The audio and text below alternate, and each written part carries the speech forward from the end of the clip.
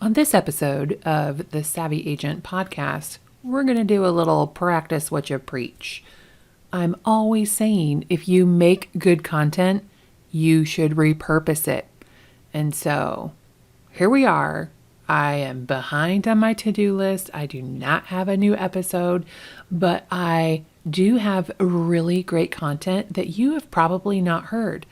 What I'm sharing with you after the introduction here is a replay of a video that I did with my friend Crissy Conner, who is a marketing genius, and she is known as the visibility queen. And she's going to talk about visibility and building relationships in any market. It's quite a bit longer than our normal podcast episodes, but it is absolutely worth it. And because this is repurposed content, Crissy has gone to whole new levels in her visibility empire. And she just did a challenge for herself. I want to say it was like 100 days of being uncomfortable, but maybe it was actually a year of being uncomfortable. And so she was going live and posting pictures and posting videos, anything that met her particular definition of being uncomfortable. It's been incredible to watch her. And so while this video is not necessarily about that, my point with this is I would really like to get Crissy to come back and to give us an update on how putting herself out there and being uncomfortable about it has really progressed her business. You guys are in for a treat. Let's hear it for Crissy Conner. And today I have with me Crissy Conner, who is well known as the queen of visibility. So Crissy, thank you so much for joining us today. Tell us about yourself and what you're going to teach us today. So, as Heather said, I'm the visibility queen, and there's a whole backstory to that, and we're going to talk a little bit about that in my presentation. But I help brands and businesses get more visible online with rockstar social media and visibility strategies. So I just love helping brands and businesses grow, because when you can help somebody really just grow their business, and that can mean many different things depending on a strategy. It's just, to me, that's my passion project. Even though it's my job, it's totally what I'm passionate about, and I actually really thrive and love doing that. I love it. I love it. Okay, well, let's do it. Let's do it.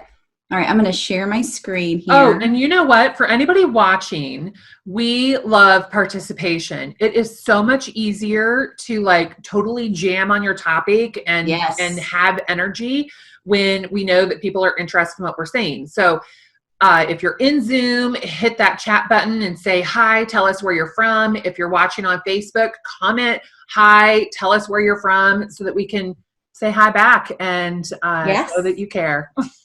Where are we live on your page or in your group? I guess we are live on my page. Yay. Awesome. Sounds amazing. All right. Let me share my presentation here.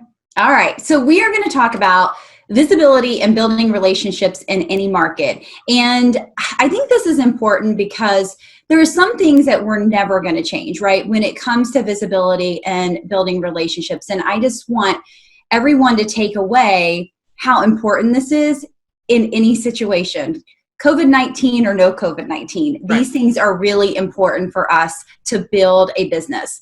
So in order to tell you a little bit more about these things, I feel like I need to tell you a little bit about myself and why I call myself the visibility queen.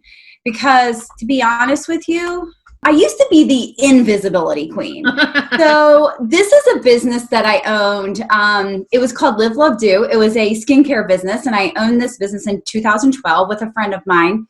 And my friend wanted me to do nothing but constantly go on TV shows. She applied for Shark Tank for us, like all these things. And I was like, I would pray every night, no lie, you guys, that Shark Tank would not select us. This is how bad I was so scared of being on video. I was paralyzed. I did not want to show my face. You can see how scared I am in this actual shot of this local TV station that actually put us on their morning news channel. This was not even live, by the way. This was obviously recorded and edited. But I had to wear turtlenecks because I had hives that would like come all the way up, and I still get hives sometimes, but I would have hives that would come all the way up, and I was so embarrassed. And when the thought of getting visible or showing up as the face of my business made me scared. It made me feel paralyzed. I was so scared about what other people would think. Like, I would get sick to my stomach. I would start scratching my skin. It makes me think about like what's that about Mary or something like that show where the guy like scratches himself. Yeah. But also I was such a perfectionist. I was really afraid of messing up, being made fun of, or somebody showing up that was smarter than me. And I took all these fears and really internalized them and was so scared that along with other things, this is my business. I know I totally say I learned how to do everything the wrong way, but this is definitely part of why our business failed, because of my fear of being put out there. I wanted to hide behind a logo in our business name and hide in my basement where I made all these products and not do anything else. And I realized now, back then it was hard to see that, but I thought I was Amazon. I thought I could just throw a bunch of stuff out there and all of a sudden it was going to sell and I didn't have to do anything. And that's really not the way owning a business works, right? At the end of the day, we are truly selling ourselves, especially as real estate agents. Like, you probably build most of your businesses, I'm assuming, on relationships and really getting to know people. And I think that's so important. And I obviously didn't get the memo back in the day. So, well, your hair was killer. I have to say that. As far as thank being you. on TV, like, way to go. Thank you. So this was an article we were in. My friend pushed me out of my comfort zone, people. So just so you know, so we were in this Fit 614 magazine, and she completely pushed me out of my comfort zone here because I didn't want to do this either. But I was scared of everything. I was scared of everything that my face had to be a part of because I didn't think this was the right way to grow a business. I thought your product was good enough. That's all you had to do is put it out there and the people will come. And I was so wrong. And I hate that it took me so long to realize this because that could have been a very successful business had I realized it.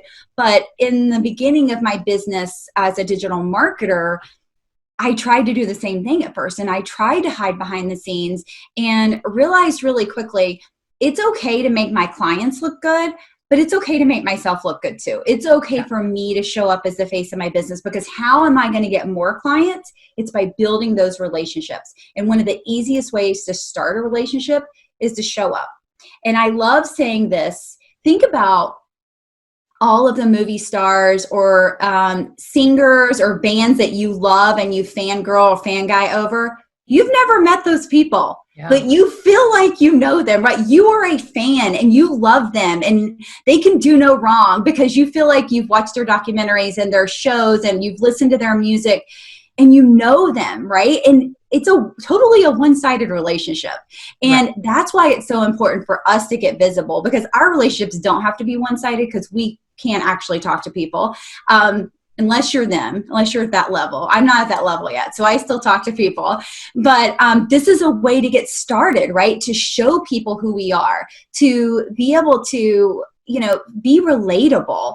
And so that's why I'm so passionate about visibility, because I used to be that person that was so scared and said I would never do a live video. And I finally did a live video. My first one was my first real live video. So I'll tell you guys there's a cheater way to do live video in a second. But my first real live video was doing Jell-O shots. I taught my audience how to create Jell-O shots. All my friends. And you're still doing Jell-O shots every day, because I saw yesterday you delivered some to a friend. Okay, not every day. Visibility queen and Jell-O shot lover. I know it has increased since this whole situation happened. The fact that I get no alone time in my house means that I need a couple Jell-O shots every day. So real life, when I first used to go on video, when I did live video, my first 10 live videos, I would go on my personal page and I would change the privacy settings. This is so cheater. I would change the privacy settings to only me. And I would go live and be so proud of myself, rewatch it over and okay, that's pretty good. Let me edit it, change the privacy settings to friends or public. Oh, look, everybody thinks Crissy really went live, right? Okay. Total cheater. I did this for 10 times, was so proud of myself. And then realized, there's no interaction there. Like I'm like, they're not getting notified. They're seeing that I went live, but there's no real interaction there with my audience, and I'm really missing out on that opportunity. So legit, after 10 times of totally cheating it, I did my Jello shot video, realized I didn't die from being live in real life. And, you know, I just took something like a Jello shot that I knew how to do and I felt really comfortable with, and I didn't need a recipe. I knew how to make them. And so I think that's really important. Like, think about what you're passionate about and come out and go live and, you know, talk about that. Like, if it's not real estate, try something else, you know, at first, because we all have passions and our audience has other interests besides buying houses or whatever product or service we sell, right? So I think it's important because it also gives your audience a side to see another side of you. But Yeah, I've held virtual pampered chef parties. Oh, and, you know, I'm like, well, this sucks. People need to see what they, you know, what the products are. And so I realized what great Facebook Live experience I was giving myself just by showing them how to make brownies in the brownie pan, or, you know, whatever recipe I was cooking for dinner, I would film it. And it was great practice. So if you love to eat and you love cooking, well, find a local pampered chef gal and hold a virtual party and force yourself to do a Facebook Live demo every day. And you don't even have to have your face on the camera, but you still get like that confidence from it. Exactly. And I think I talk about this later in my presentation, but that's great visibility, because what are they going to do? They're going to tag their friends and you get to get in front of their audience. So that's even maximizing that visibility opportunity. I love it. So yeah, so true. I love that. I love that. So there's so many reasons to be visible. And Heather, if you have questions, or if anybody has questions, stop me because I can't see anything. So really being visible is a way that you become a thought leader and an expert in your field, right? And it's not just a numbers game, guys. It's really just being consistent and showing up type of game. It's showing up all the time. It's showing that you're authentic. It's showing you're real. And again, like I said earlier, just a chance that they feel like they get to know you.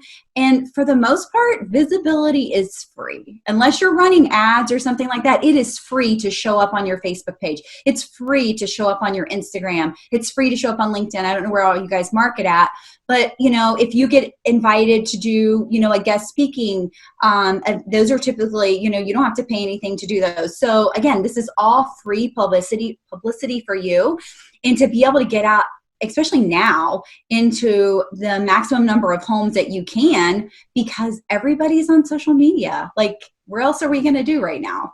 Mm-hmm. Right? Mm-hmm. So exactly. I love saying this, is that people don't buy products and services. They buy relationship stories and magic. And they truly do. They buy our relationship with them. You know, if you know, personally, I know many realtors. I'm in Ohio, so I know many realtors, but the people I would, you know, use to sell my house or buy a house from are the people that I know, that I've built a relationship with. Mm-hmm. So I think that's important. And I think if we can touch as many people as possible, that's what we should be doing. Another thing I like to say is, how can your audience get to know you if you can't be found? So if you're not showing up, and I do quote video a lot because I think video is very powerful, but any medium that you're putting yourself out there in, if you're not showing up, you can't be found. And that's, you have no one else to blame but you, right? You have to show up for your audience. And hiding behind a bunch of graphics or logos or your realtor company name, it doesn't give your audience a chance to get to know you. So who are you? What do you like to do? How can I relate to you? I can't relate with a logo, but I can relate with a person that is telling me what they like to do, or telling me about their passions, or teaching me something about real estate that I don't know. So I think that's really, really, really important. Said in the chat that she said, damn, this is exactly what I struggle with.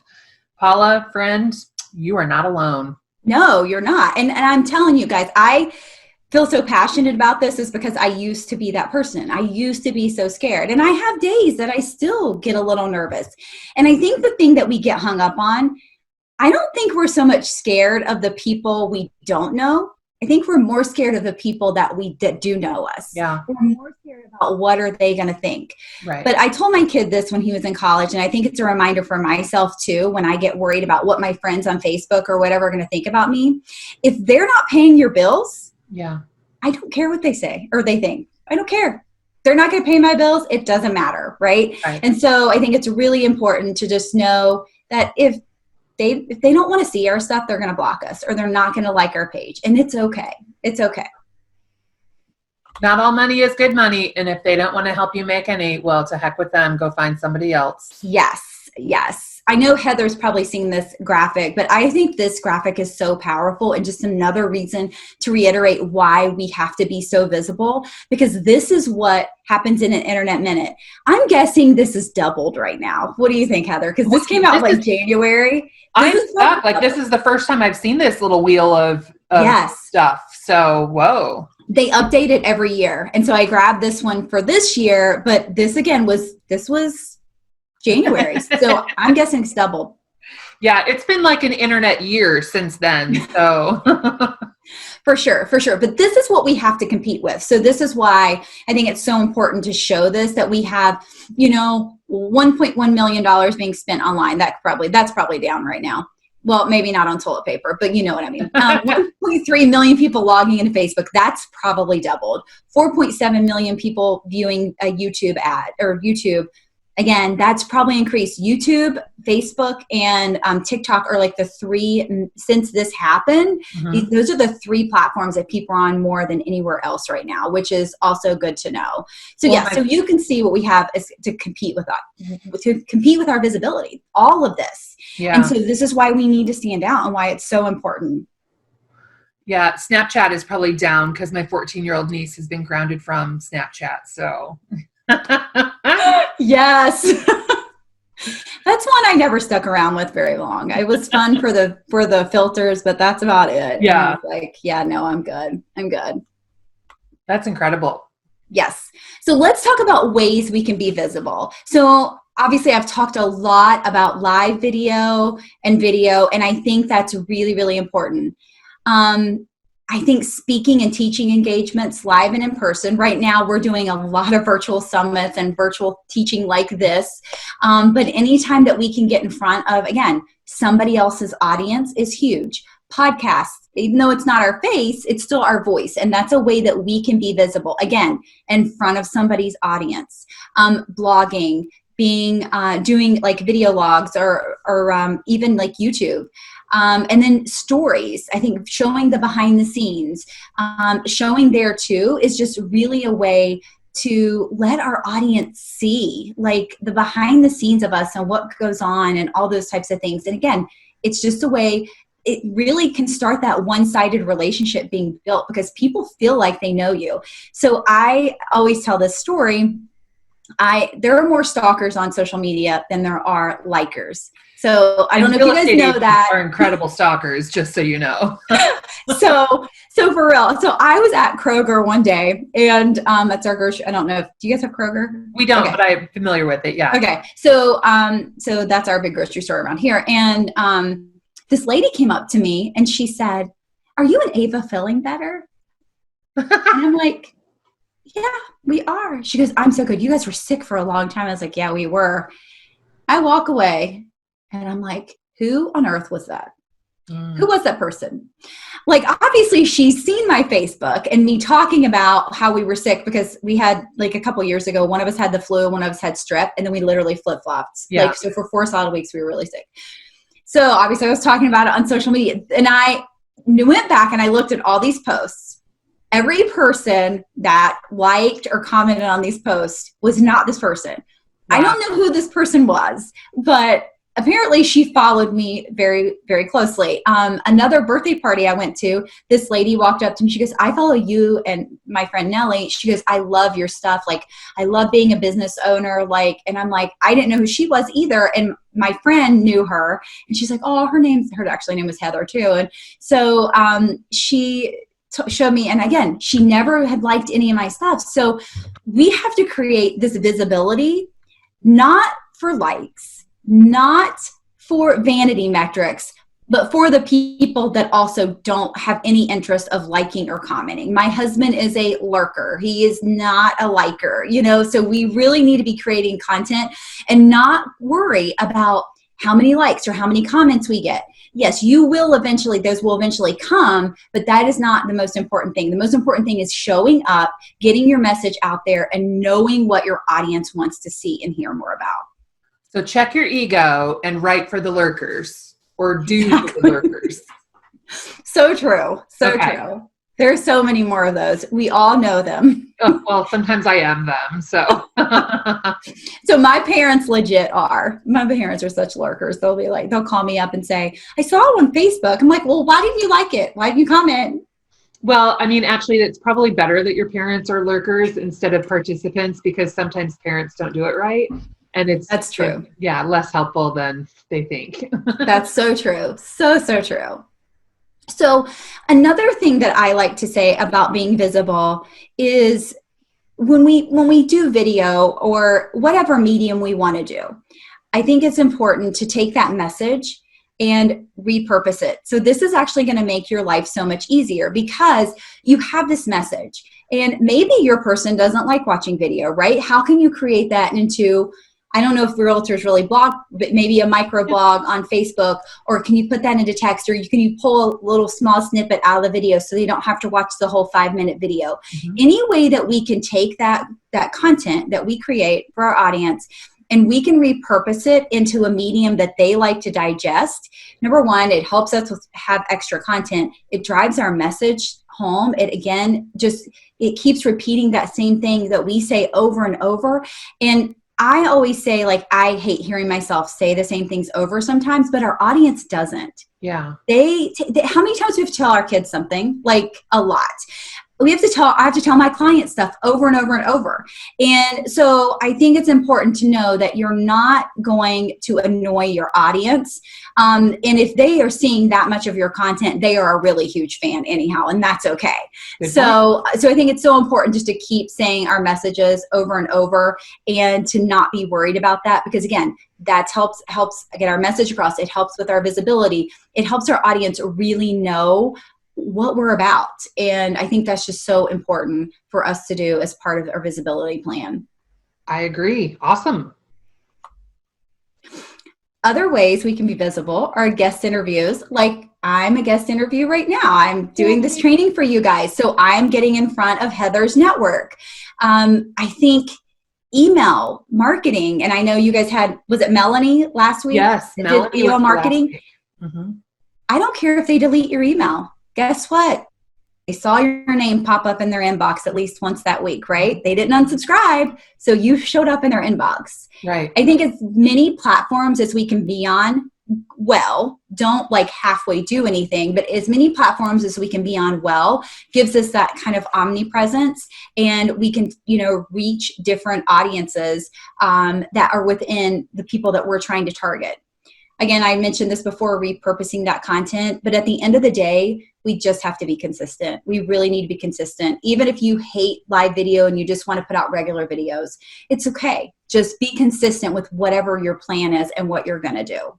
Okay. You got any questions? We do not have any questions. People are taking it. Let's keep going. All right.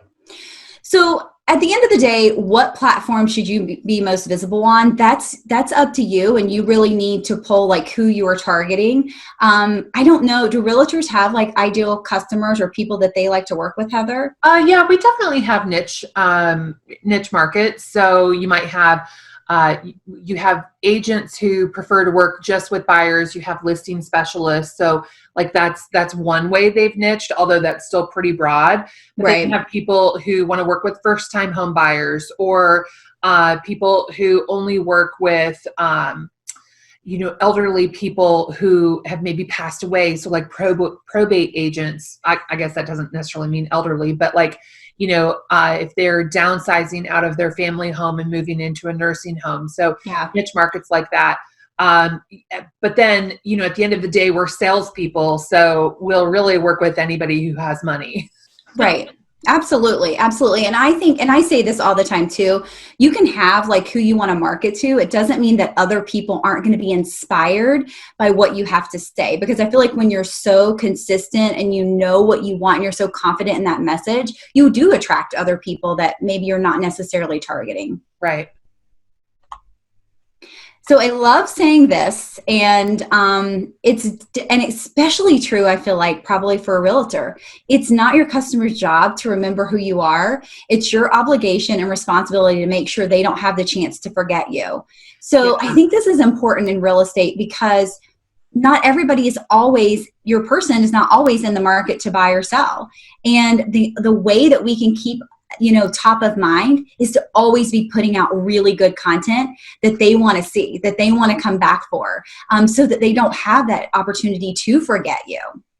I just had, I was coaching an agent earlier today, and they were kind of struggling with, she said, my sphere of influence isn't calling me. And I wonder if I need to move on, if I need to find a different market because I'm working with these people from this lead source, but my sphere of influence, they're not showing up as a lead source.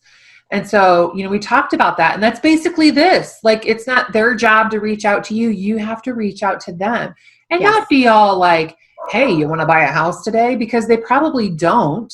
But, how can you help them? How can you just visit with them and talk with them? And, maybe you saw a house up the street from them that had a crazy high price, a crazy low price, a great backyard. And so, delivering those equity updates on a regular basis, that's showing up to make sure that they don't forget you.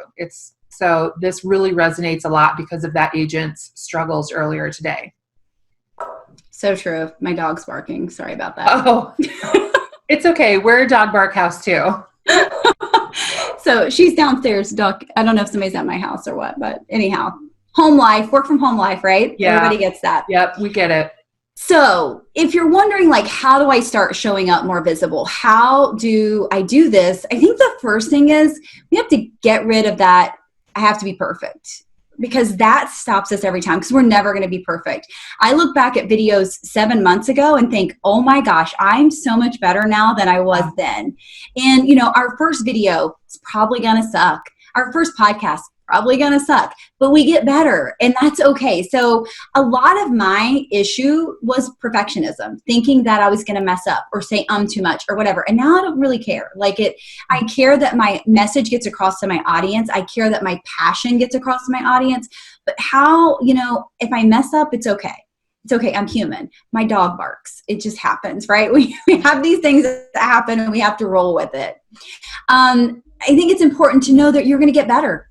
Every time you do something, you're going to get better and better and better. Mm-hmm. So that's why consistency is important, because the more you do it, the better you get. Practice makes perfect. Mm-hmm. So you're still going to mess up, but it's okay. We still get to work on it and be better and better every time. And then I think it's important to know that we all started with 0 followers or fans. Plain and simple. We all start at the bottom. And it's really not a numbers game. It truly is showing up, being consistent for those fans and followers that we do have. And again, the lurkers, the stalkers, all those people too. That's so important to just start, to just do it, be consistent, and know that you're going to get better every single time you do it. And that's the only way you're going to get better, is to keep doing it. It's just like your listing presentation. So for agents, probably 99% of us have been on listings where we've given a presentation to get the sellers to hire us to sell their house. And if you think back to the first one that you did, well, it probably sucked a little bit.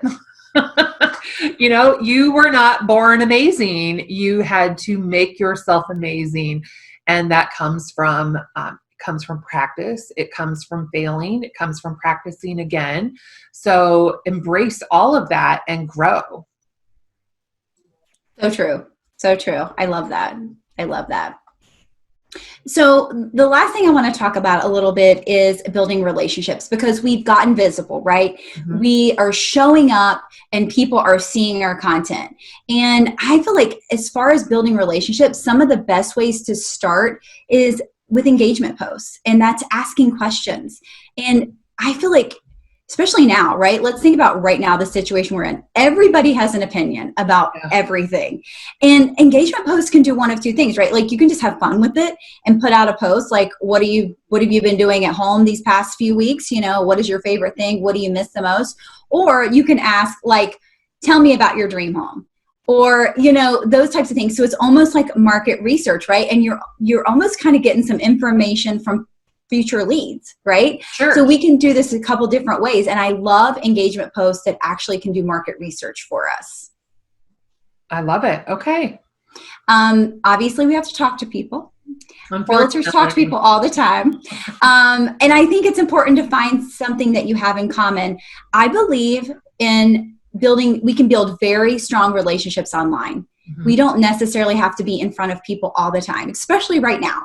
And my favorite story, and Heather knows these people, is our friends Teresa and Kelly. Uh-huh. They met online over 7 years ago.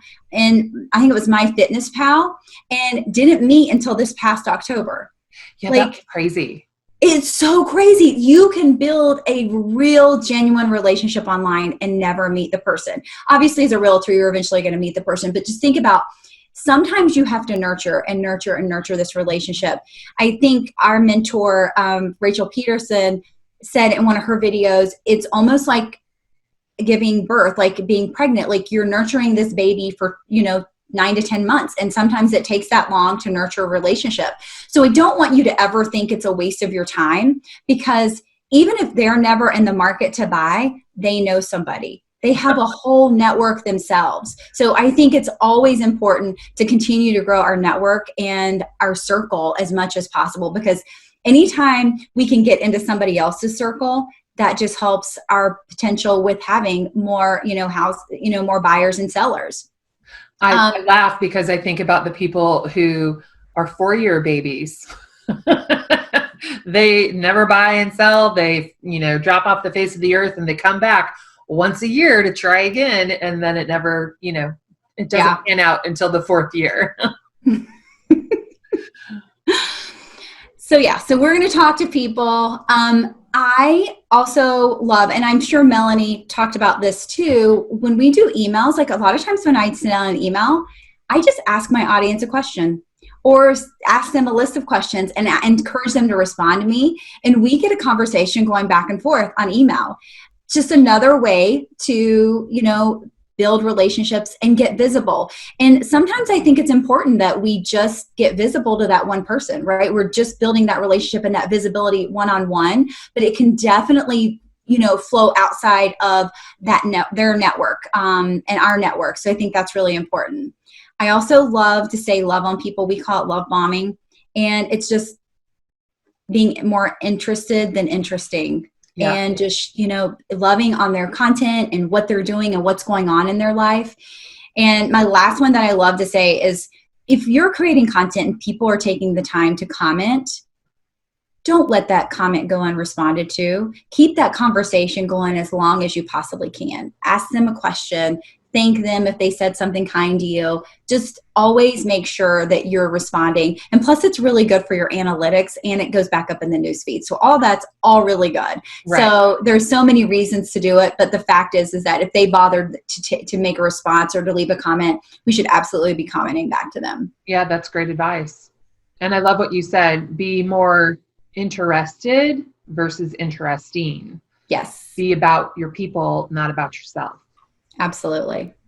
Absolutely. So that is my presentation, and I would love to answer any questions or talk about something else, Heather. Well, Crissy, I want to know a little bit more about, how you went from the invisibility queen to the visibility queen. So like, if you were to go back to that, I think it might've been like the first or second slide that you had, that was all of the things about you being invisible and like, yes, that one. Yes. So you were scared and paralyzed. And obviously, if you're getting drunk on your Facebook Live with your Jello shots, like that's a way to overcome it. I was not drunk. I was making them. So like what would be, for people who feel like this, what would be some recommendations that you have to like stair step their way to becoming more visible? Because you probably wouldn't, I mean, maybe you would start with going live on every platform, but maybe there's a way to ease into it that makes it a little bit less scary.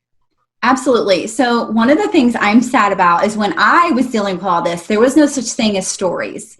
And I think stories are so much less intimidating because it's not on our newsfeed, right? You have to actually go to the stories to see it. And it disappears in 24 hours. It's truly a baby step, right? There's all kinds of filters. You know, you can have fun with it. You can ask questions. And I feel like stories is a super easy way to get a little bit more into, especially if you have a fear of video like I did. You know, you could start with a photo. If you don't even like photos of you being taken, you could start with a photo and work your way up. But I think we just have to press through, because I feel like the thing that we're scared most to do is the thing that we need to do the most to really grow our business. And I feel like it's always an indicator. If I'm really scared to do this, that's what I need to do next. If I'm scared to talk in front of a bunch of people, that needs to be my next step. If I'm scared of live video, that's my next step. And you know, the thing is that I went to a national speakers conference. These people speak in front of thousands of people, and they are scared of live video. So don't think it's just like us, you know, normal people like that don't do speaking events, because it's so unpredictable. Whereas if you're speaking to thousands of people, you probably have a speech, you've memorized it, you've worked on it, you know exactly what you're going to say. Whereas live video is, again, unpredictable. People can pop up and ask questions. And I think that's one reason that I was also scared to go live, is because I was afraid that people would ask questions and I would forget what I was going to say. So I always have like little Post-it notes or like a note card, because I'm also a rambler. I admit that about myself. And I make sure that I write down all the points that I want to make. So if somebody hops on and comments or says something, typically they just say hi or I love that or something like that. So that way I don't forget my points. So I always write them down in case I get off on a tangent and start rambling. And just, I want to always make sure that I make all my points. So I think that's really important. But definitely start with stories. Okay. And if you need to cheater it and try it out on your page and do only me, do it. Okay. Do it if that's what makes you comfortable, but realize you're not going to make a maximum impact you want to make until you're ready to do that really with an audience. And just be prepared. Just be prepared. Know what you're going to say. Don't try to write a whole speech and read it, because it's going to feel really uncomfortable and stiff to you. And it's going to look weird. Make some notes and just do it. And I think a lot of it too, Heather, is mindset. A lot of it is mindset and confidence. I totally had a confidence issue. I totally see that now. And, you know, and I also said I was afraid of somebody being smarter than me or knowing more than me. And now I love to say, I never want to be the smartest person in the room, because I want to learn from somebody else. And I think just having that shift of mindset really helped me with being able to put myself out there more. That's so, I mean, I love that so much. And how true. And I mean, you kind of do have to let the ego go. The ego is not your friend. Let it go. Okay. Well, what if you, I assume that looks on this page is for if you've got your face on or your hair done, like, during coronavirus, for example, maybe some of us are not getting as ready as often as we did before. You know, I've got sweatpants on the bottom, business on the top. But what if today was a day that I was in a ball cap and no makeup? Like, should I go live or should I wait until I looked better? Like, what's your recommendation on that? I am always going to say be yourself. Always, always, always. But I also, even if I don't have my face on, I always have a lipstick near me or cute earrings. I don't know. I just feel like, you know, that's like part of me and part of my brand, that I always have lipstick on or earrings. But I might do a story in, you know, no makeup and a ball cap, because again, stories is kind of behind the scenes, right? See the real me. If I'm going out to do value on my Facebook page, if I'm going to do a live and I'm eventually going to turn into an ad, probably not going to go with a baseball cap and, dress down. Got it. But I would totally do that on my story. But that's just me. That's my brand. But I know that I'm going to put money behind that eventually. And I want to make sure that I'm making a maximum impact and not have to re-record it. Okay. So what would you recommend as far as like a schedule of visibility? So, specifically for social media. So if I know that my visibility is going to be doing Facebook Live, how often should it be? Do I need to go live on Instagram? Like tell me everything.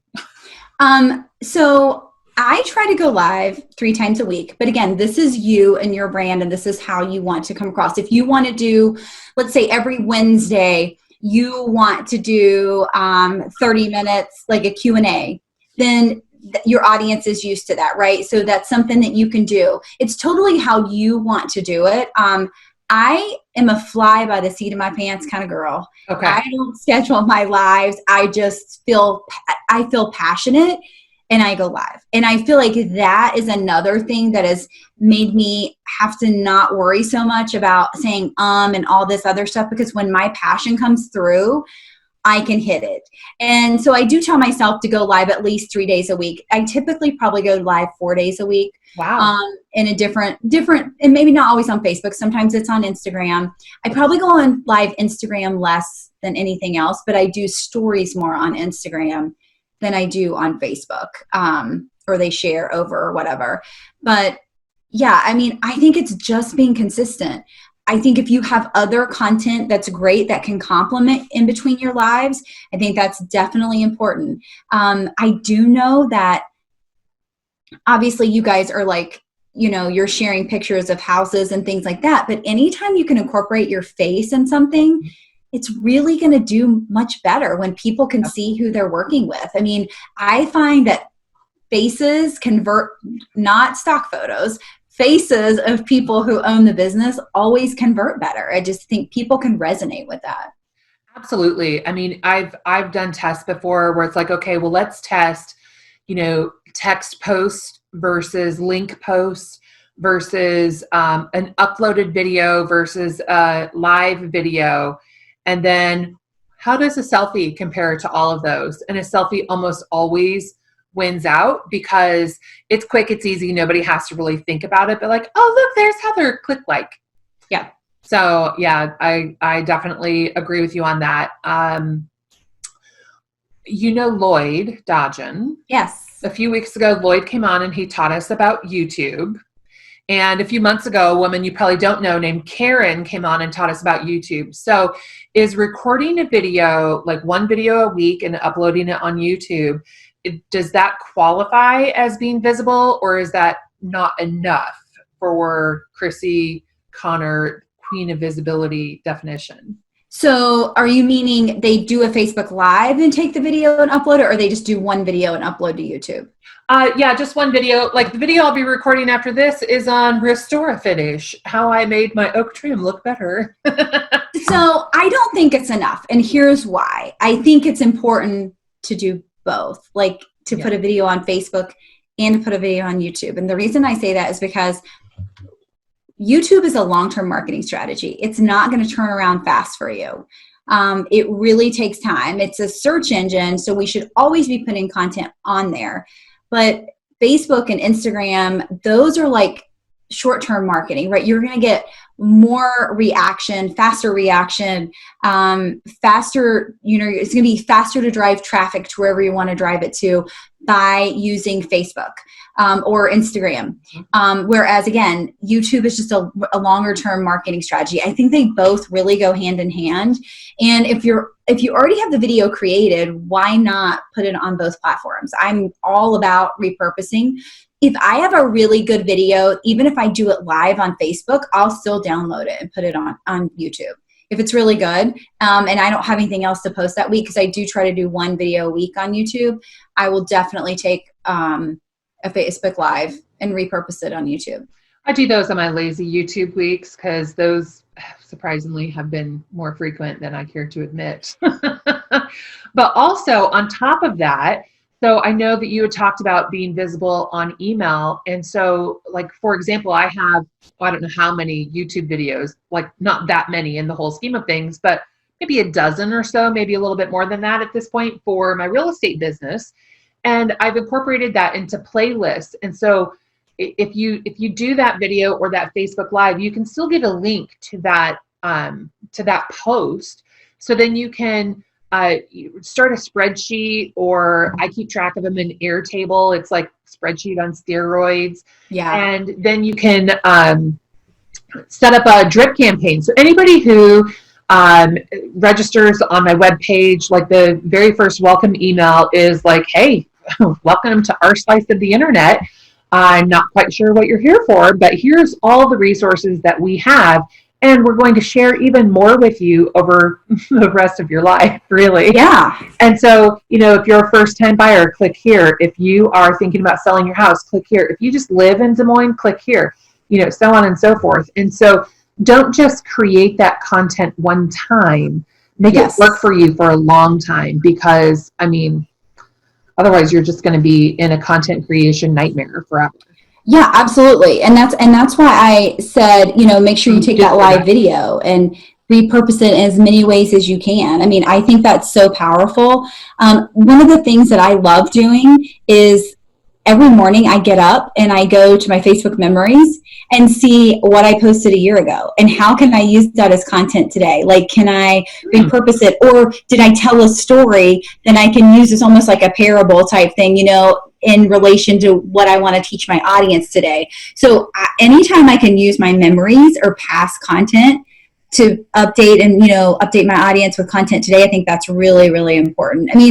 I'll go back, even 6 months and repurpose content. It doesn't have to be a year old. It could be even 90 days old. Let's be honest. Not everybody sees our stuff. Right. And when you say repurpose, you mean share again, right?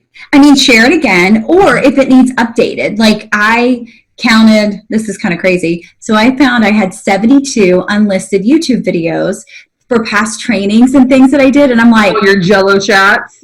I'm like, no, they're not Jello chats. They're YouTube. But I'm like, I'm totally going to listen to these and go back and redo them, because mine are mostly technology or teaching things. So things change. Yep. So but even Rachel told me, because I told her I had that many, she goes, if they're so relevant, download them and re-upload them on YouTube.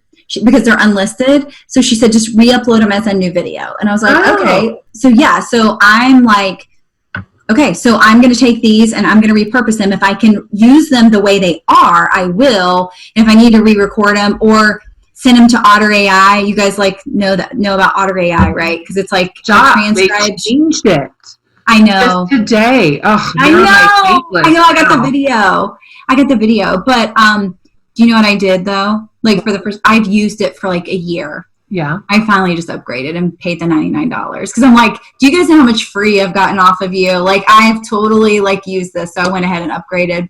And matter of fact, it worked today because I had a strategy call and I recorded it. So I'm like, I have 6,000 a month now, so I might as well take advantage of it. But yeah, but Otter AI is a great way.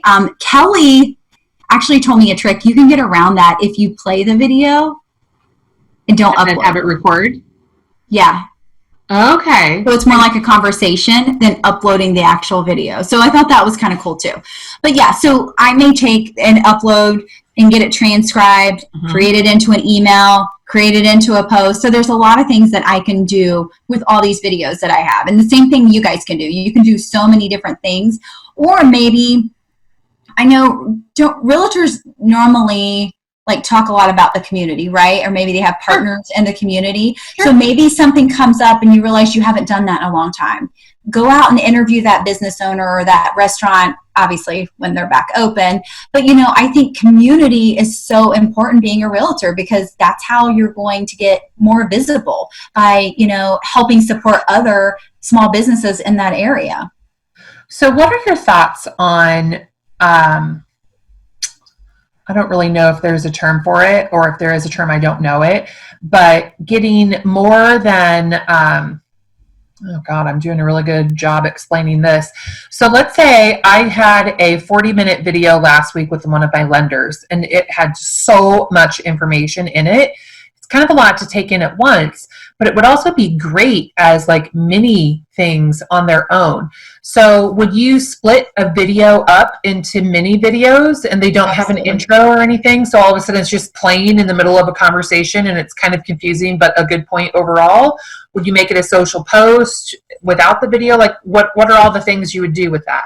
There's a couple different things. So you could obviously in your description explain, this is from a longer video. I thought this was so important for my audience to know. Or you could record something and just intro it, right? Like this was part of a longer video, but I really think this is a great takeaway. Listen and tell me what you think. Yeah. And then, play it.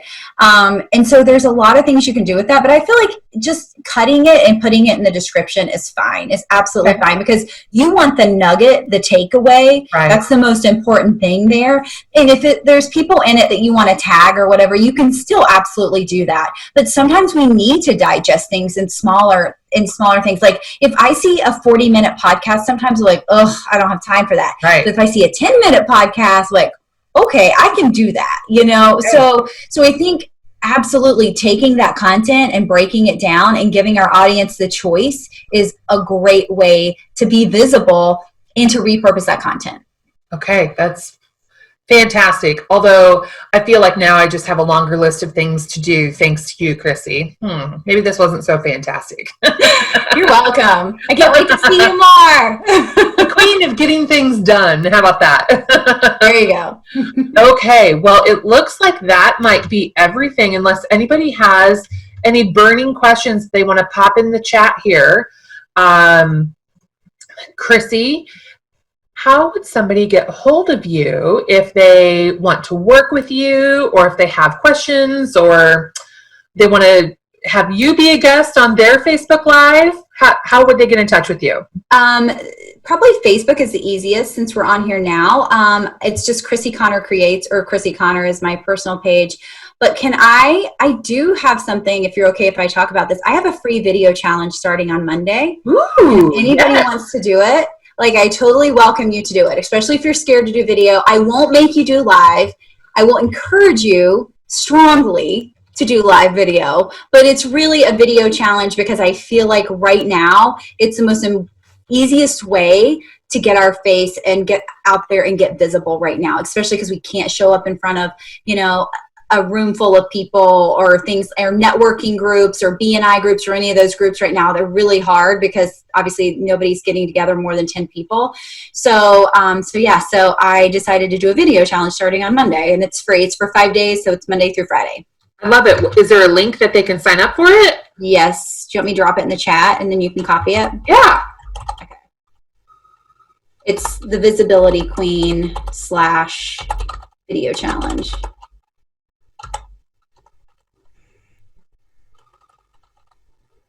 Hopefully I spelled it right. Here, I'll try it before I post it because that worked against me last week. Dun, dun, dun, dun. Perfect. Okay. Yay. I'm going to link that on the Facebook post and then send it out here to anybody who's watching in Zoom. So, Crissy, this was awesome. Thank you so much. Thank you. I love talking about visibility because I think it's so important I think it's so easy for us to get busy and forget about it because we're showing houses, we're listing houses, we're working contracts at 10, 11 o'clock at night. And so then you forget about the things that keep your business moving forward. And social visibility and a lot of the other visibility that you mentioned too doesn't cost anything. And so it's really important to keep that in your routine. So thank you so much for reminding us of that and making my to-do list longer. You're very welcome. I'm so glad to be on and would love to support anybody. If they have any further questions, just reach out to me. I told you, wasn't that great? Like, this girl delivers. And she also gave me a link. If you would like more of Crissy, there's a link in the show notes, or you can go to thevisibilityqueen.com. I'm going to do my best to see if I can get Crissy on here to have like a catching up call to see where she's at now after her many, many, many days of posting uncomfortable content, uncomfortable visibility. I can't wait to hear all about it, and hopefully you find that interesting too. Have a great weekend. I'll talk with you soon.